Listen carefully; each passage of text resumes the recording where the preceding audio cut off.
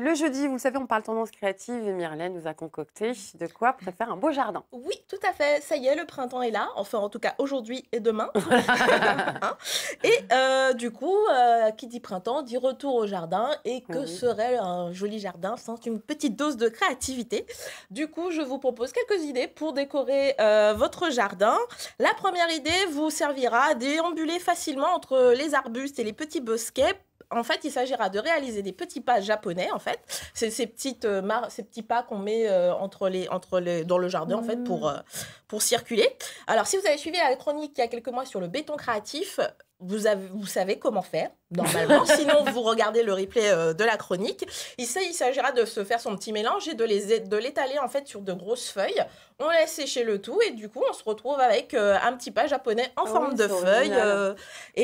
Du coup, ça va contraster un petit peu entre le béton et le vert de la nature environnante.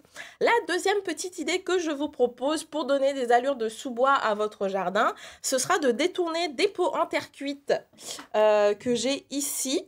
On va les détourner en petits champignons, en fait. Donc, du coup, moi, j'ai juste retourné mon petit pot et la soucoupe, ici. Hop. On voit rien du tout, Myrlène. Je m'éloigne. C'est parfait, c'est très bien. Là, j'ai ici mon petit pot que j'ai retourné, que j'ai repeint en blanc, la petite soucoupe que je viens mettre par-dessus, que j'ai repeint en blanc aussi. On met des petites gommettes, c'est quelque chose qu'on peut faire aux enfants, par exemple. On met des petites gommettes et on vient repeindre par-dessous. On enlève les petites gommettes et on a nos petits pois de champignons. Donc, on pourra rajouter évidemment les petits nains de jardin, par exemple, pour faire la totale Blanche-Neige, etc. Ensuite, pour les plantations, si vous aimez la récup et que vous n'avez pas beaucoup de place sur votre balcon ou votre terrasse, par exemple, ce qui est mon cas, vous pouvez récupérer des palettes pour vous faire des petites jardinières.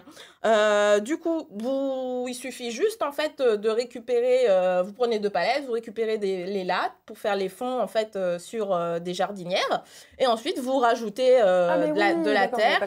Ici, on a rajouté de la petite peinture ardoise pour mettre les noms des plantes et tout. Et du coup, c'est très pratique. Ça prend pas beaucoup de place parce que c'est pas pelage. Non, c'est pas chez moi, mais j'en ai une qui ressemble à ça où j'ai planté ma menthe pour les moritos de cet été. Il faudra penser juste à protéger en fait le bois avec de l'huile de lin ou du saturateur contre les intempéries et prendre des palettes de type Europe qui ne sont pas traitées chimiquement pour éviter de juste avoir des produits néfastes pour la santé chez vous. Ensuite, pour préparer les petits semis, moi, je me suis fabriqué une petite serre, ici, que je vous présente là. Et en fait, j'ai juste récupéré pour cela des cadres... J'aime bien le juste à chaque fois. Mais c'est vrai, juste, c'est des cadres photos. Ah oui, d'accord. Qu'on trouve que j'ai pris en magasin de bricolage. Ah, oui. C'est juste les cadres photos. J'ai enlevé le fond. Et du coup, en fait, je suis venue pointer en fait les cadres entre eux. La structure, c'est juste, il n'y a pas besoin de rajouter autre chose. Il y a juste un clou, des marteaux et vos cadres photos. Et vous avez votre petite serre que vous pouvez garder à l'intérieur pour mettre vos cactus. Par exemple, ça peut être juste un objet déco. Ou pour préparer votre jardin, Alicia. Ouais, c'est pas mal. Non, ça va, c'est pas mal. Ensuite, du coup, une fois que vos jardinières sont prêtes, que vos plantations sont faites... Clément, t'es prête pour les moissons? Il faudra penser à repérer les plantes. Du coup, je vous ai trouvé une petite idée pour réaliser des petites pancartes, en fait, des étiquettes pour repérer les plantes. Il s'agit, en fait, de récupérer des cuillères en bois qu'on va venir peindre et on va écrire les noms dessus. C'est pareil, c'est une activité qu'on peut faire aux enfants. Ça leur permet, en plus, d'apprendre le nom des plantes et de venir vous aider à jardiner, tout simplement. Enfin, la dernière idée, ce sera pour décorer vos pots en terre cuite. Du coup, je me suis testée à la mosaïque en récupérant en fait des carreaux en céramique comme ça. Donc, par exemple, ces petits carreaux-là qui font à peu près 10-15 cm de côté, ça coûte 30 centimes d'euros en magasin de bricolage. Et du coup, on en fait des petits morceaux. Comme ceci. On les casse avec un marteau et on utilise en fait une colle joint simplement pour céramique, pareil, vendue dans le rayon, c'est juste à côté, vous n'avez pas besoin de chercher.